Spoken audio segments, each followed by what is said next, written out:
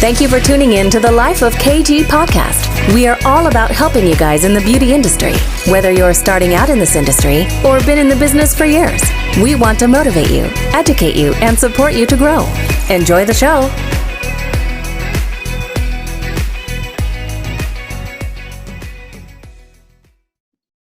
Hey everyone, welcome back to A Life of KG. So today I get to interview Joanna Lee.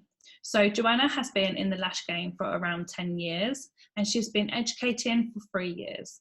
Before she joined the industry, she worked a lot on TV. She was a reporter for the BBC. She's been a voiceover for many TV shows. And over this time, she's learned a lot when it comes to broadcasting. So she's got lots of tips and tricks to teach you when it comes to our industry, believe it or not. She also has produced a series of podcasts called Behind the Lashes, which she is extremely proud of. It's her little piece of social history following 22 lash artists from around the world as we go through the bizarre period of coronavirus. So if you haven't checked that out, go and check it out. It's really good to go and hear everyone's stories of how they've been feeling and what they've been doing during this lockdown and how they're going to open up their businesses again. So without further ado, here is Joanne. So Joanna, thank you so much for coming on the show. You are so welcome. It's lovely to see you. Thank you. So can you tell everyone who you are for those that don't know and what exactly you do? Okay, so my name is Joanna Lee and my business is Flash Lash. I am a lash artist and a lash educator. During lockdown, I have also become a podcast host. I have created a podcast series called Behind the Lashes.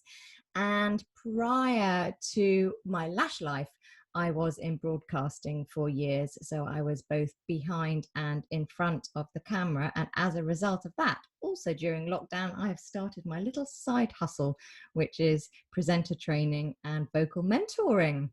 Wow, so I can't wait to hear more about the new sideline. But can you go into kind of the background of your TV life that you had back then? Yeah, okay. So I always thought that I wanted to be a dancer when I was growing up, a dancer/actress.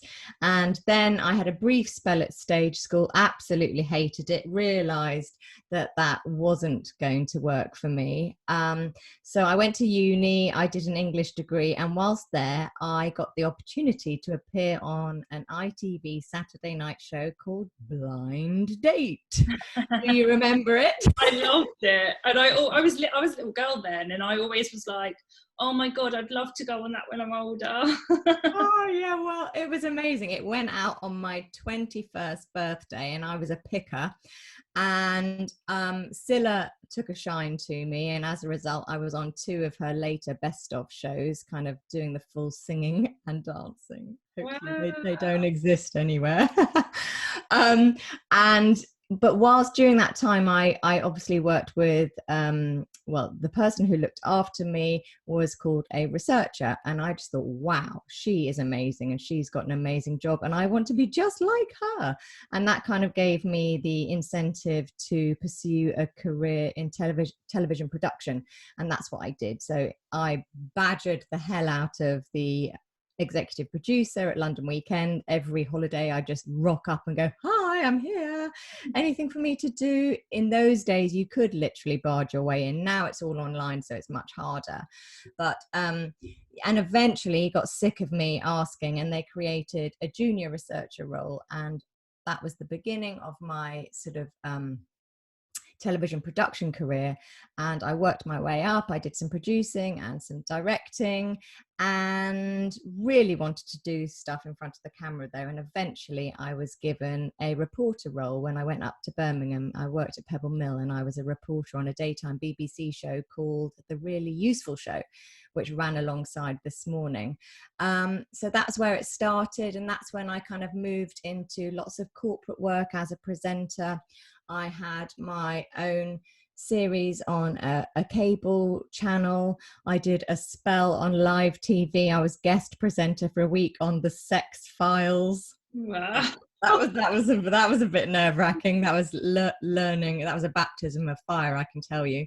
But yeah, so I did loads, and I also did lots of voiceovers for corporates, and I was the daily voiceover weather presenter for Bloomberg Television, and eventually I got my break as a 5-day-a-week presenter on ITV for HTV West in the West Country, where I was a weather girl, and I did a weather bulletin 3 times a day, 5 days a week. So that was really great because that was regular work as a presenter. I was still doing the corporate stuff on the side. I did lots of shows like the boat show. I worked at Earl's Court. I did lots of awards ceremonies as the kind of hostess. And yeah, I cut my teeth that way. And eventually I was headhunted by Sky News. Francis Wilson came up to Weather Services International in Birmingham and said, would I like to, well, he was kind of seeing if our team could build the graphics for Sky News. And then on the back of that, he had said, would you like to come and do some presenting for Sky? And that's kind of where I ended my TV career at Sky News with the lovely Eamon Holmes on The Breakfast Show. Wow, what a story. It was great fun. I mean, it was hard work, and at the same time I was having babies. So the breakfast show shift, although amazing in the early days, because I'd have to be in makeup to be kind of airbrushed, spray painted for sort of 3:30 in the morning, which was great because I got my hair done, my makeup, it was wonderful. And then I'd be on air by 6, and I would be home kind of by 10, and I'd go back to bed and just, get up whenever. But once the kids came along, there is no going back to bed, is there, Katie, as you well know. So I had to then become mummy, and I was absolutely wrecked. And I really did start to dread those morning show shifts. And they'd hang over me like a black cloud. So it started to lose its appeal, although it was really exciting and it was a massive adrenaline rush. And literally, I used to come out of the studios, get in my car and think, how the hell did I do that? Because it was all live, no auto cue. Plus I was on open talkback, which meant I had an earpiece in and I could hear the whole of the gallery chattering away. They're setting up, right, what VT they might be going, to, I don't know, Iraq. There's a film coming in from Iraq next. They're not actually terribly bothered about what the weather is saying. We were used as kind of a buffer. And so if any shit went down in the gallery, i.e. they lost their live from Iraq or wherever, they'd say to you, Joe, can you give us another minute down your ear? And they're all going, blah, blah, blah, we've lost the VT, blah, blah, blah, blah, blah. And you're trying to think and speak and use the graphics and tell the story and keep your face on and keep it all together when there's literally hell breaking out down your ear at full power. And sometimes they'd be like ordering their teas and coffees down your ear to each other. No respect for the fact that I was trying to broadcast. But I always like to hear, I could have been on switch talkback, which is where you just hear the director saying, 10, 9, whatever. But I liked to know what was going down so I could kind of anticipate what I might have coming up. So I could have got through my whole weather story, a 1-minute weather story, and I used all of my pictures, all of my graphics, and they'd say, can you give us another minute? And I'd think, shit. I told the whole story. So I'd have to go, and anyway, just to recap, and I just tell the whole story again with no moving graphics. It was just like, oh my gosh, amazing experience. That is proper presenting when it's all live. You never know what duration's coming. You literally just have to keep going until they say, and you're done. Yeah. Wow. So why lashes? Oh, good question. Well, actually, my love affair with lashes began when my mum bought me some lashes to go on holiday to Turkey. They were classic lashes. It was a long time ago. I had half a set, and I had a 4-year-old and a baby. And literally, it was life-changing. It sounds pathetic, but it was life-changing. I felt like crap, you're living on no sleep with little ones, but I looked fabulous. And in all of the photographs, I looked great. My confidence just went through the roof. And I lay on my sunbed that holiday and I thought, well, I've got to learn how to do this. I've got to spread this lash love because this is amazing. And it did feel like a new thing. I hadn't heard of it then. And so I came home and I looked around. I trained at the Eyelash Emporium at Pinewood Studios. Mm-hmm. It was bloody hard work. I just wanted to stab that mannequin head on the training day. And I thought, there's no way I can do this. But I soon got the bug, and you know how addictive it is once you get bitten by that bug, and I loved it. And I kind of thought it would be my side hustle, and that I carried on broadcasting and presenting and everything else and being a mum and all of that. But slowly it grew, and to the point where I thought, I'm going to give up telly and I'm going to commit to this and do this. And that's what I did. Wow. I trained in volume, obviously, and the rest is history. Wow, what very different careers. Very different, yeah, but it's tapping into that whole creative side. I mean, I think when you get to a certain age, you start out as having characteristics of your star sign, but when you get to 30 and above, I think you come into your moon sign. I'm not very good at this. My sister's always telling me, oh, that's because you're in your moon sign and you now have something rising and something falling and whatever it is.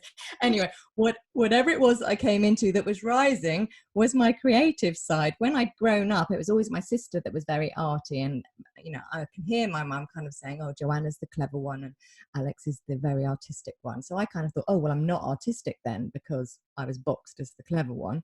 And but actually, who knew? I am actually quite creative and artistic, and I have found more and more that coming to the fore. So I think as we mature, other sides of our talents and personalities come forward. Definitely. And I say they're very different careers, but then at the same time, like, you're now dabbled into a new business, which is bringing back all the skills that you learned over them years to obviously help our industry. Like, tell us more about that. Okay, yeah, well, it seems to be with my life that I seem to fall over things. They kind of happen as they sort of fall across me and me them. So I with the television, that just happened organically as Blind Date, and then the lashes, that kind of happened organically because I had the lashes. And with this, it's happened organically. So when we obviously have social media, we spend our lives on Instagram and Facebook, and I use Instagram a lot to do pieces to camera and to show me and my business. I use the video element of it a lot, and I love to make little voiceovers on my videos. That's just something that I like to do. I think it's fun.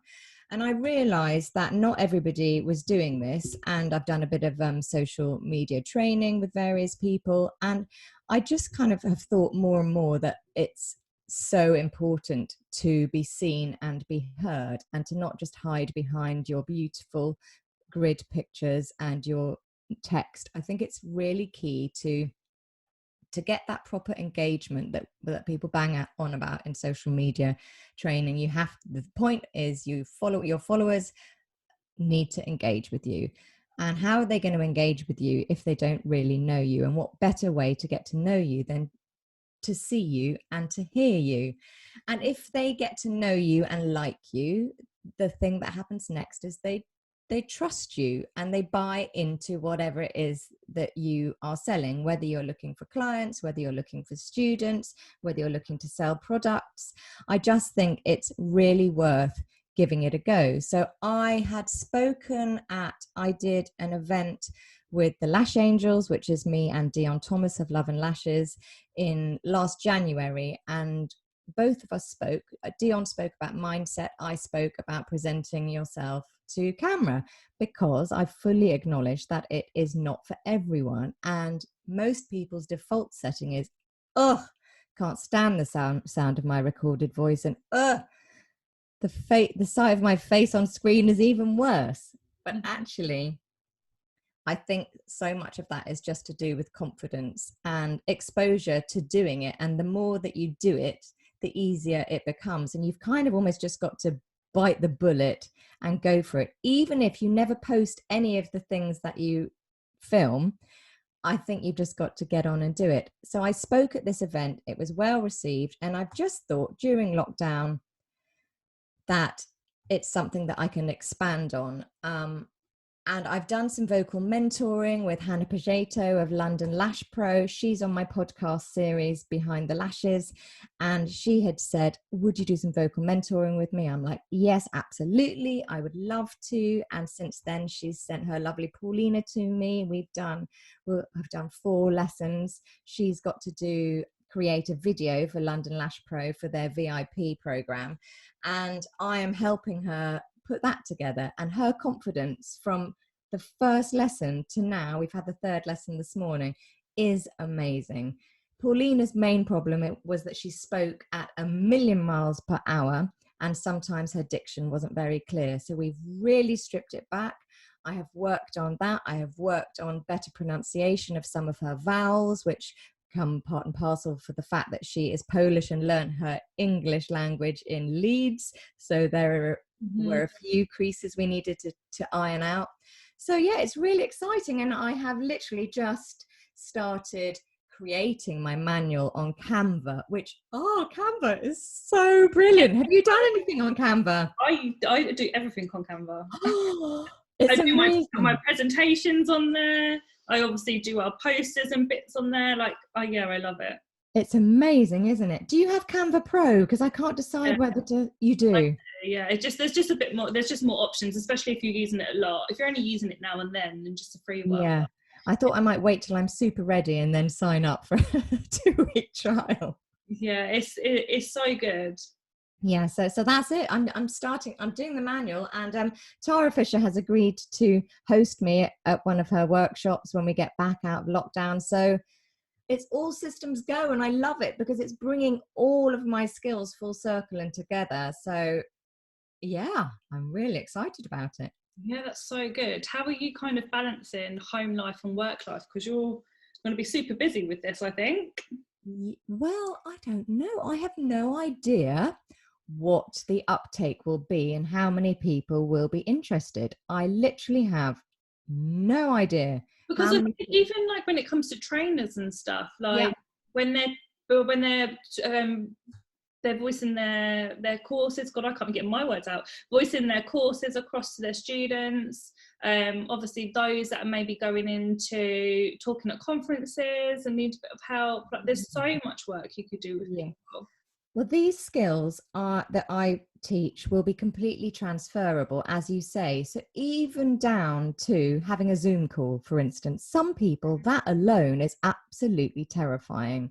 Yeah. So it's things like that. It's even face-to-face with clients. Some girls are very nervous about meeting people, and it's how to engage with somebody, little tricks with eye contact, and just how to appear more confident. Because if you keep doing it, your confidence will come. You only learn more confidence by repeating and practicing and doing it more. So yes, face-to-face with clients, as you say, speaking at conferences, teaching a room full of students, even in a staff meeting, if you've got a team of girls, that can be quite intimidating to know how to speak to them. Maybe you've got a difficult subject to bring up. All of these skills are just a really solid foundation for all of that. It's only about communication. Communication is so fundamental to our daily lives, but to also running our businesses. And if you want to be taken seriously or speak with authority on anything or have any kind of impact, these skills are really worth investing time in. Definitely. So if anyone's listening to this and interested, how can they get in touch with you? Okay, so they can probably DM me on Instagram, which is I'm /_beauty. How else could they contact me? Via my website, www.flashlash.co.uk, or I'm happy if anyone can't get me on either of those, I'm happy to give you my phone number and you can whatever, or pass them on to me somehow. Email. Yeah, I'll put the notes in the section. Okay. Fabulous. So also just to touch on, you launched the podcast, which you mentioned, Behind the Lashes, which is your piece of social history that you've done with everyone while we've been on lockdown. Do you want to go into that for us? Yeah, well, I have. Oh my gosh, Katie, this has literally saved my bacon in lockdown. I love a schedule. I like to be busy. I like to have a project and use my brain. I'm not good at doing nothing. And I literally had a shower power moment. It's where I do a lot of my thinking in the shower. I seem to have a lot of my light bulb ka-ching moments. And I've suddenly, like Dion and I had talked about doing a podcast for the Lash Angels. Dion was in a particularly bad place just before lockdown. At the beginning of lockdown, her mother-in-law had died, and she really was, you know, feeling sad and was grieving, and was not in a place for me to like launch on her and say, hey, let's do our podcast now. So I thought, right, I'll crack on. And I came up with this piece of social history. I thought it would be amazing to have a kind of podcast time capsule to leave behind, a document of this bizarre time in our lives, a global pandemic. Everybody is experiencing similar emotions, practical issues, financial struggles. Maybe they're losing people. They're experiencing it all around the world. So I thought, wouldn't it be amazing to record this, but to use a group of people, i.e. lash artists, who all get one another. We all have a very common interest, and that is lashes in our lash businesses.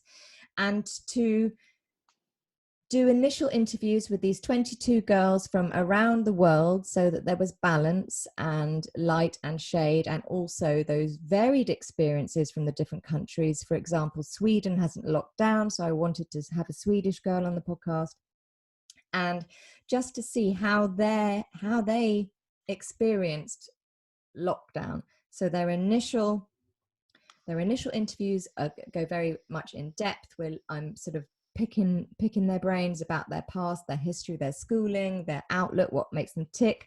And then from then on, I check in with them every 2 or 3 weeks to see how they are faring. So you've got this lovely development of and also stages of emotional states, physical states, financial states. There are lots of lash tips as well that come out, but you just sort of see how everyone is coping through coronavirus. And in fact, I'm not going to stop at lockdown. Some countries are already out and lashing, and Sweden never stopped lashing. So I want to just keep checking in with people and see how they're doing. And we've had real highs and lows. There've been lots of laughter, lots of great lash tips, lots of sharing. My goodness, girls have been so candid with me. I'm so grateful and so humbled by how much they have felt able to really pour out their hearts. And there've been lots of tears too. So it's really easy listening. Katie, obviously you're on there as well. It's super easy listening. So whatever you're doing, you can just pop a podcast on. I love a podcast because you can literally carry on. You can be making your fans, or doing your ironing, or cooking the tea for whoever, or even doing the gardening if you've got your headphones on. You can just really just let it just kind of wash over you. Yeah, definitely. I love a good podcast. I don't know why I've only just figured this out, but I've got an Alexa, and I can obviously connect my phone up to my Alexa, so then my podcasts are playing through there if I'm like doing work on my phone or whatnot. Yeah, it's brilliant. Yeah, there's such a savior. But the podcast behind the lashes is absolutely amazing. Like, I've loved listening to it through lockdown, and obviously loved being part of it as well. And it is like an emotional roller coaster, and you just catch us on them days. It is really, really good. What are you going to do regarding the podcast then? Are you going to carry on? Are you going to change it slightly when we go back to normal life? I think that I will keep the format more or less the same. I may add in a few other voices just to see how they're doing. For instance, other countries. Pixie, I had wanted to join us from Australia, and she was going to take part, and then she was having a really terrible time at the beginning of coronavirus, and for all sorts of reasons, so she wasn't able to do it. So maybe I might bring her in.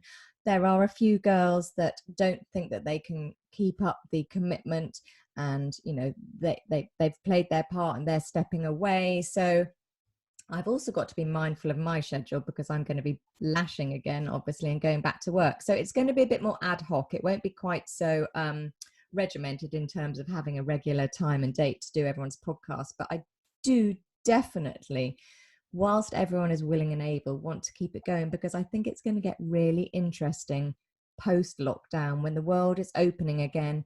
We may even have another lockdown.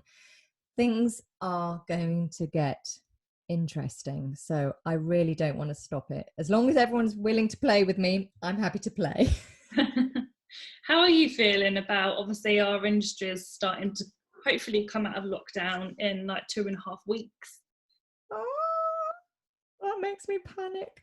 I'm ready, in as much as I've got all of my PPE, I've sorted my studio space, I know what I'm doing, I've got my clients booked in tentatively for the 4th of July and for that first couple of weeks, but I'm doing a really soft opening. I've got under 20 clients that I'm going to lash initially. I'm going to do 1, sometimes 2 a day, but I'm going to take it really easy on myself whilst I feel that I can, because it's going to be mental. There's going to be a lot. I'm going to have a lot of anxiety for sure. I've got really mixed feelings. I have loved lockdown, Katie. No, I think a lot of people have. I think initially we all had this panic and thought the world was over, and then all of a sudden we've got used to this new life really quickly.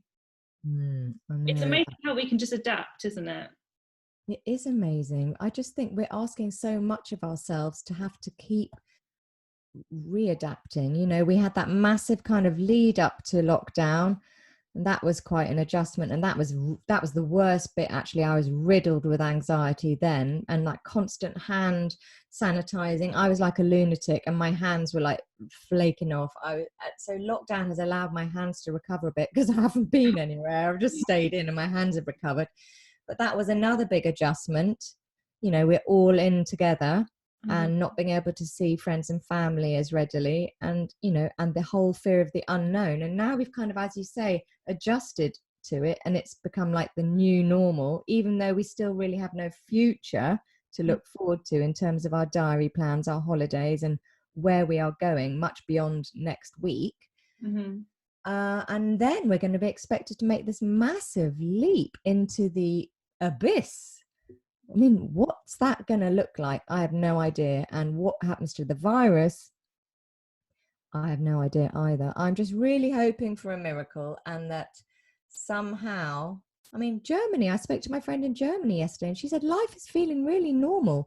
We're still keeping our distance and being, you know, careful, but they've only got 17 cases in her town now. And she said it's just really feeling normal. And that kind of gives me hope. Yeah. Are you worried about, like, obviously we have to touch people, there's all this social distance, 2 meters apart, and then all of a sudden we're touching people? Like, do you feel worried about that, or are you just fine with feeling secure with your PPE? Well, I'm just going to, the key thing obviously is we can touch people as long as we don't touch our faces in between touching them and washing our hands the next time, or sanitizing our hands. So I'm just going to make sure that I really scrape my hair back so that there's nothing tickling. There's going to be a lot of crap around the face though, isn't there? I'm going to have my magnifiers, my shield, my mask. There's going to be a lot possibly that you might need to fiddle with at various points during your appointment when you have touched your client. So you're just going to have to be so mindful about constantly sanitizing your hands throughout the appointment. And that is going to be, yeah, I am worried about it, but I will be taking their temperatures. So that's another box ticked. But then there's that kind of, well, what if they're asymptomatic, and what if but I think they're now saying that if they are asymptomatic, it's pretty hard to pass it on to you. But then of course my studio is quite small, and there's going to be a lot of breath going in and out in a 3-hour full set. So I am worried. I can't say I'm not. And the kids are worried about having people in as well. And they're like, Mummy, are you sure this is going to be safe? And I'm like, I'm not going to take any risks. It's going to be fine. I'm waiting for the guidelines. I've done everything that I can. The windows will be open. I'm not going to keep the internal door open. The clients will have their own loo. Yeah, I am nervous, but I think the only way we're going to eradicate that fear and anxiety is by doing it. I think it's going to be really daunting, and I think that's what day would it be? Saturday we're allowed to go back. So that Friday before, we're actually not going to get any sleep at all. And then I think after that first day, we'll be like, okay, that wasn't so bad. Yeah. It's just we don't like change, do we? We're not very good at that. No one is like so. I think women are particularly bad at change. I'm terrible at change. Oh yeah, I hate it. You get so used to doing stuff one way, and then it's like, okay, then lockdown come, we didn't like that change, then we get used to it, then there's like slightly different changes that's happened with guidelines, we don't like that change, and then it's all just very worrying, isn't it? Yeah. But I think once we get back into it, I think that people will be like, okay, and then we'll wish it was lockdown again because we liked that rest. Yeah, but we'll wish it was lockdown again for a bit, and then we'll be like, actually, no, this is fine. And then there will be actual lockdown again, and we're like, oh crap, we've got to do this again in the winter. Ooh. Do you think that will happen? It's possible, isn't it? I don't know, and I'm what really. With the other countries that had it way before us, like China and stuff. China is getting a second wave. They're locking down some towns. So, but they're tracing the outbreaks back to the live markets. What's the actual, why are they eating that stuff, Katie? They just need to stop eating stuff that should not be eaten. I don't know. It's just, I don't know. Each to their own, but... How is it allowed? It was the beginning of this world pandemic. How are they allowed to open those markets? It just beggars belief. No. So I don't know why they would even want to, or why people would want to eat that stuff. Yeah, no, eat a live bat. Yummy. Maybe if we tried it, we'd change our mind. No. No, me neither.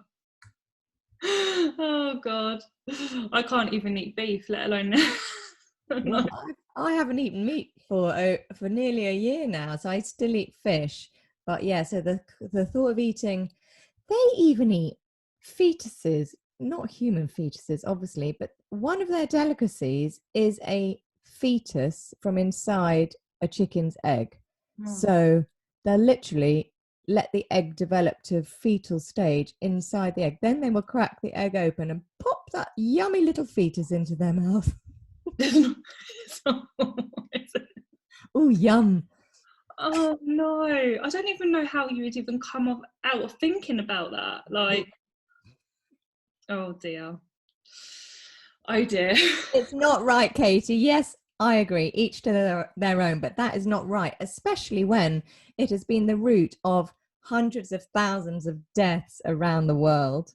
Is that what it actually sends that back to them? Yeah, well, that's what they're saying. It was the bats in that wet market. How a bat can spread a virus around the whole world, God knows. Because humans aren't supposed to eat bats. No. But, I don't know. Well, there are lots of other theories about where the virus came from, but I think they've pretty much ruled out that it was not created in a lab in Wuhan, but who knows? Yeah, who knows? I don't think that we'll ever really know. No.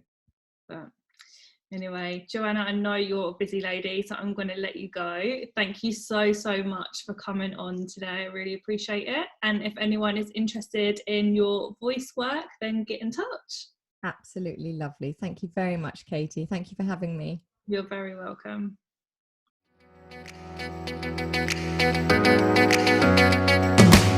We would love to hear what you thought about this episode. I love the show, guys. You're awesome. Please leave a review and share on social media tagging @KG Salon so we can share. I always follow them. Until next time, have an amazing, successful week.